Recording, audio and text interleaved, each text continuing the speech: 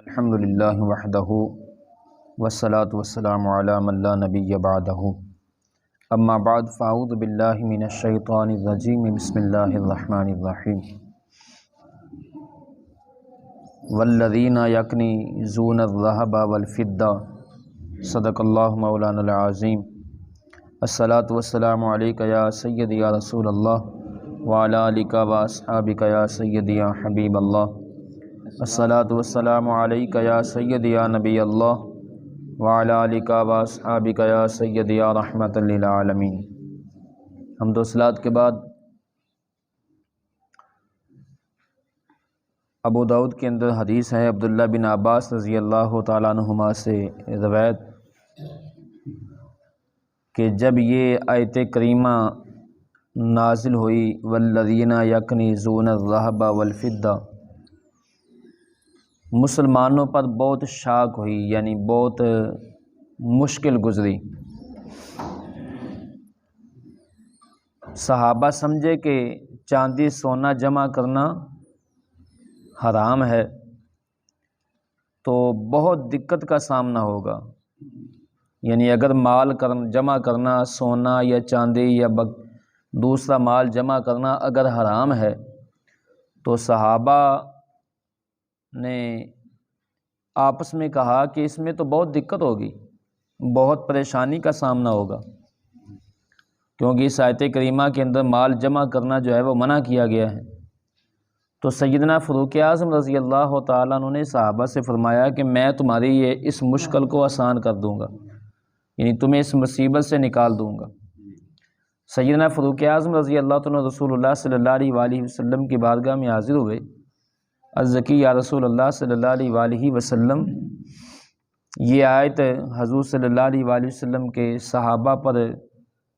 بہت گراں معلوم ہوئی ہے، یعنی بہت بھاری معلوم ہوئی ہے۔ فرمایا کہ اللہ تعالیٰ نے زکوٰۃ تو اس لیے فرض کی کہ تمہارے باقی مال کو پاک کر دے، اور مواریث اس لیے فرض کیے کہ تمہارے بعد والوں کے لیے ہو، یعنی بعد والوں کو فائدہ دے۔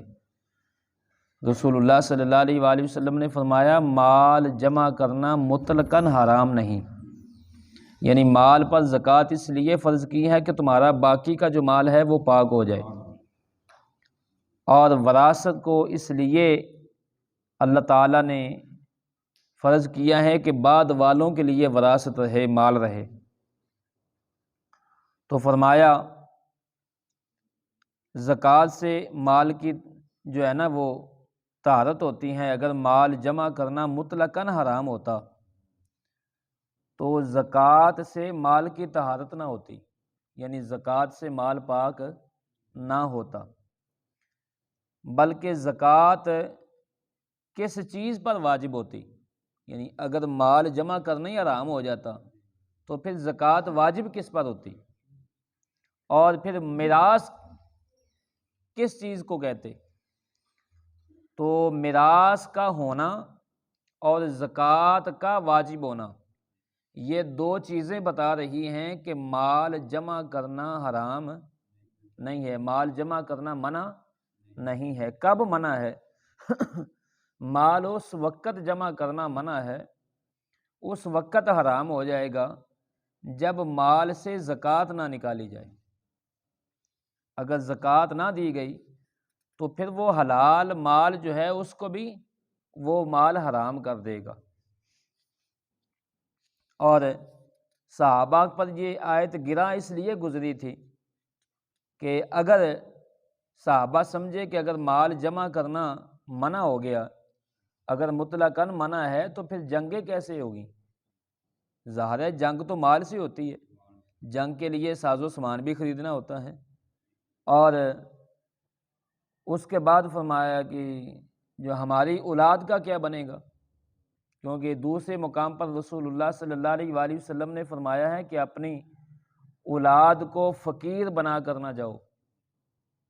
کہ تمہاری اولادیں جو ہے دوسروں کے آگے ہاتھ پھیلاتی رہیں، یعنی اولاد کے لیے کچھ نہ کچھ چھوڑ کر جاؤ۔ تو لہٰذا پھر اولاد کے متعلق بھی یہ فکر ہوئی کہ ان کا کیا بنے گا، تو اس لیے جو ہے مال جمع کرنا مطلقاً حرام نہیں ہے۔ بخاری میں امام بخاری اپنی تاریخ میں اور امام شافعی بازار میں اور بہیقی امام بہیقی روایت کرتے ہیں ام المومنین سیدہ عائشہ صدیقہ رضی اللہ تعالی عنہا سے کہ رسول اللہ صلی اللہ علیہ وآلہ وسلم فرماتے ہیں زکوٰۃ کسی مال میں نہ ملے گی مگر اسے ہلاک کر دے گی، یعنی جس مال کے اندر زکوٰۃ مل گئی، شامل ہو گئی، رسول اللہ صلی اللہ علیہ وآلہ وسلم نے فرمایا زکوٰۃ اس مال کو ہلاک کر دے گی۔ اور بعض ائمہ نے اس حدیث کے یہ معنی بیان کیے ہیں کہ زکوٰۃ واجب ہوئی اور ادا نہ کی اور اپنے مال میں ملائے رکھا تو یہ حرام اس حلال کو بھی ہلاک کر دے گا۔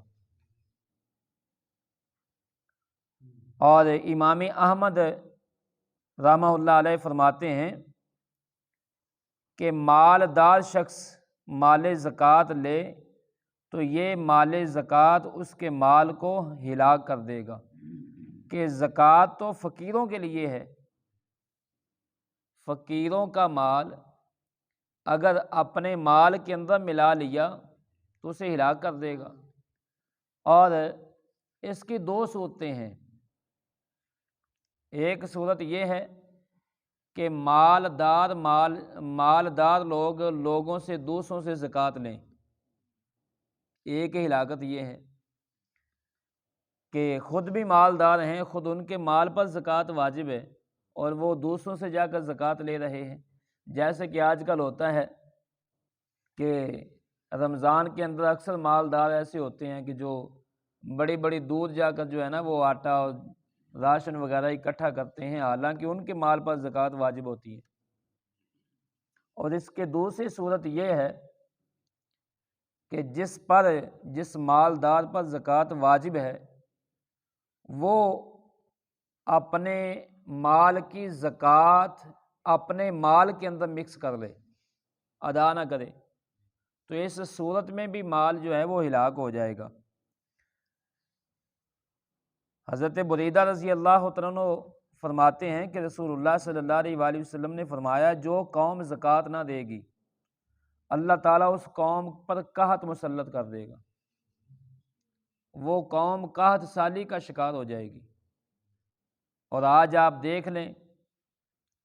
کہ پاکستان میں سب کچھ ہوتے ہوئے، ہر چیز وافر ہوتے ہوئے اس قوم جو ہے وہ یہ قوم بھوکی مر رہی ہے۔ آج قوم جو ہے وہ کہیں مہنگائی کا عذاب آ رہا ہے، کہیں بیماری کا عذاب آ رہا ہے، کہیں کس صورت میں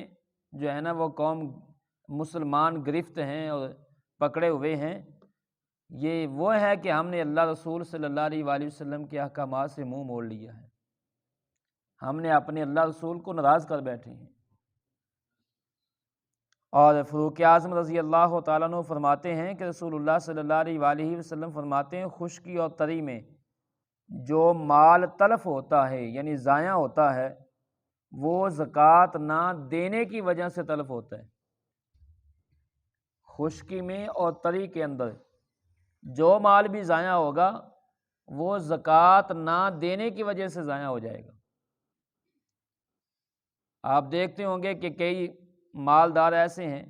انہوں نے مویشی بھی رکھے ہوئے ہیں اور ان کے مویشیوں پر یعنی جانوروں پر زکوٰۃ واجب ہے لیکن وہ دیتے نہیں، سال بعد زکوٰۃ نہیں دیتے، لیکن وہ جو ہے نا وہ مثال کے طور پر 1,00,000 کی یا 50,000 جو ہے وہ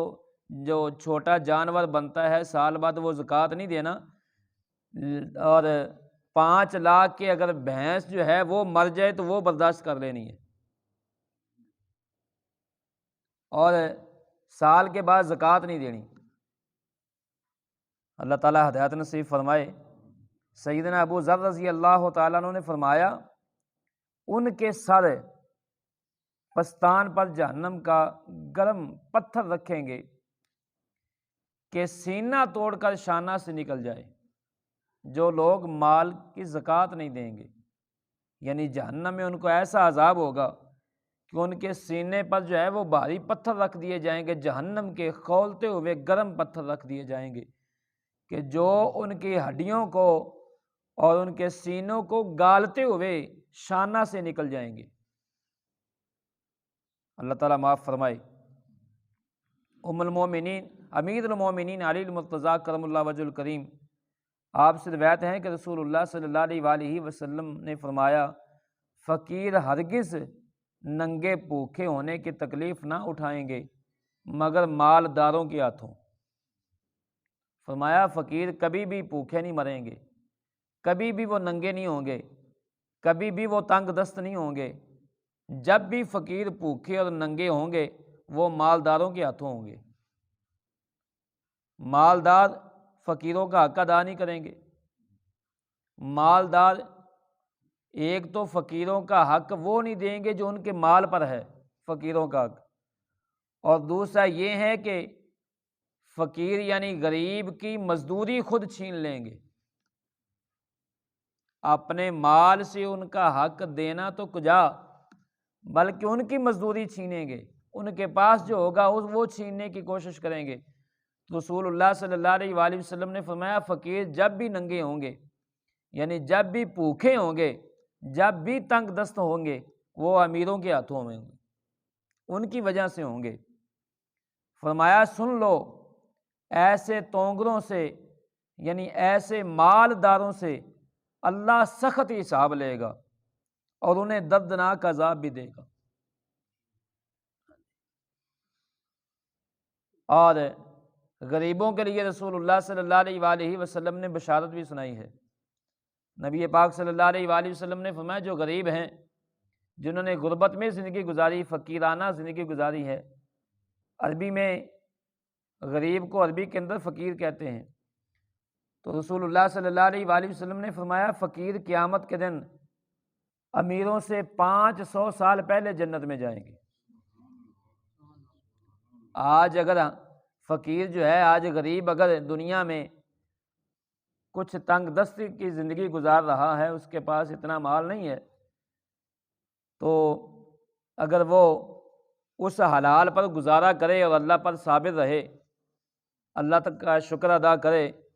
تو جنت کی خوشخبری اور قیامت میں جو ان کو انعام دیا جائے گا،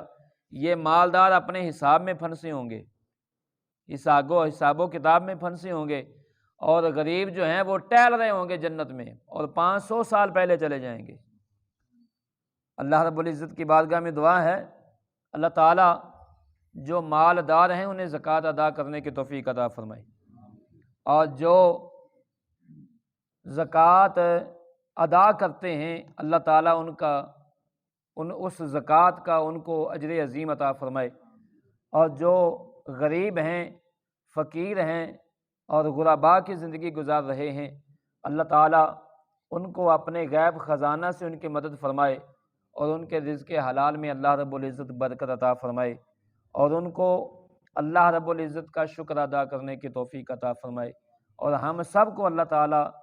اپنے انعامات اور اپنی نعمتوں پر شکر ادا کرنے کی توفیق عطا فرمائے۔ آمین ثم آمین، وما علیہ الا البلاغ۔